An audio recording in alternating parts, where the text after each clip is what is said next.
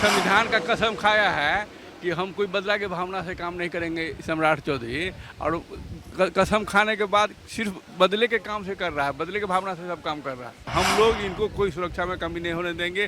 दिन रात वर्षा आंधी तूफान होगा, हम लोग साथ रहेंगे। बिहार की आवाम ने उनको नहीं चुना, बिहार की आवाम ने चुन करके उनको मुख्यमंत्री नहीं बनाया है। वो पीछे के दरवाजे से आ करके मुख्यमंत्री बने, और सबसे ज्यादा सुरक्षा की जरूरत अगर बिहार में किसी को है तो वो है सम्राट चौधरी जी को। सम्राट चौधरी जी रख ले, वो अपने सारे सुरक्षा कर्मी को उन्होंने वापस कर दिया, लालू जी ने भी वापस कर दिया।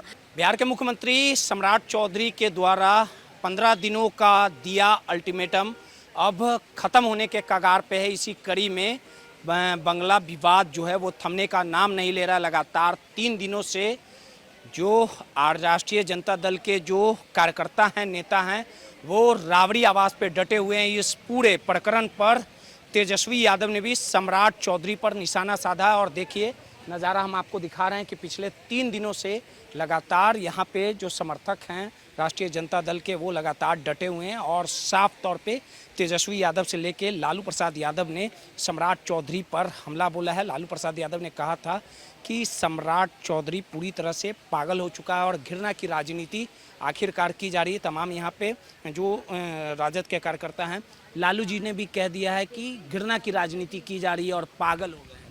क्या कहेंगे? आप सुनते होंगे कि एनडीए की सरकार जो है कभी हरा गमछी की बात करता है, कभी जो है से आवास की बात करता है, और कभी जो है से आप देख रहे हैं कि इसे सुरक्षा में भी कटौती उन्होंने किया है। पता नहीं कौन सा एजेंसी से उन्होंने जांच कराया था। जो हमारे राष्ट्रीय अध्यक्ष आदरणीय लालू प्रसाद यादव जी और राष्ट्रीय कार्यकारी अध्यक्ष तेजस्वी प्रसाद यादव जी और इस देश का, इस राज्य का प्रथम मुख्यमंत्री राबड़ी देवी जी को कौन सा एजेंसी से जांच करा करके जेड श्रेणी का सुरक्षा और वाई श्रेणी का सुरक्षा देने का काम किया था, और अब कौन सा एजेंसी से उन्होंने जांच कराया है कि सुरक्षा में कटौती कर दिया। लगातार बदले की भावना नहीं, ये जो है से बिहार की जनता के साथ वो खिलवाड़ हो रहा है। एनडीए की सरकार खिलवाड़ कर रहा है। वह जो है से मुद्दा से भटका रहा है और उसके पास कुछ है नहीं, पूरा खजाना खाली है। सरकार फेलुअर है, लाइन ऑर्डर नाम का कोई चीज़ नहीं है, भ्रष्टाचार चरम सीमा पर है, हत्या लूट बलात्कार जो है से सारा चीज़ जो है से चरम सीमा पर है।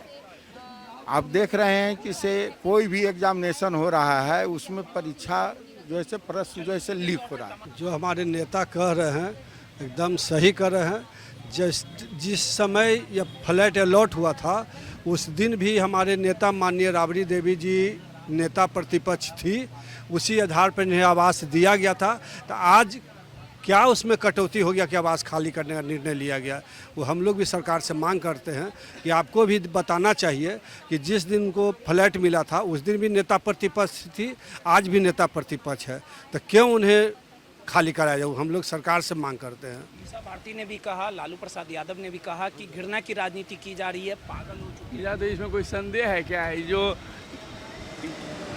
संविधान का कसम खाया है कि हम कोई बदला की भावना से काम नहीं करेंगे सम्राट चौधरी, और कसम खाने के बाद सिर्फ बदले के काम से कर रहा है, बदले की भावना से सब काम कर रहा है। लालू प्रसाद यादव जी बिहार के मुख्यमंत्री हुए, पूरे भारत में चर्चा का विषय था, और जब रेल मंत्री हुए पूरे विश्व में चर्चा का विषय था।